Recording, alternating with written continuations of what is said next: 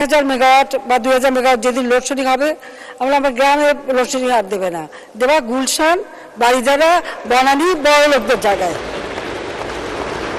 যারা সব থেকে বেশি বিদ্যুৎ ব্যবহার করে।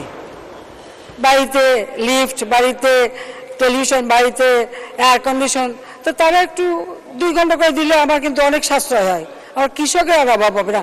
এখন তো সেটাই করবে। এটা মন্ত্রীকে, প্রতিমন্ত্রীকে বলছিলাম তুমি যেখানে থাকো ওইখানে লোডশেডিং দেখতে চাই। প্রধানমন্ত্রী আজকে যে কথা আসে ঋণ খেলাপি, এই ঋণ খেলাপি কালচার কখন শুরু?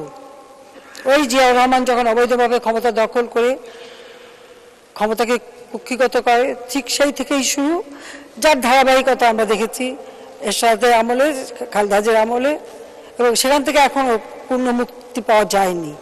এটা হলো বাস্তবতা। তারপরে আমাদের প্রচেষ্টা আছে। বাংলাদেশে উপলব্ধি কি করে বলে যে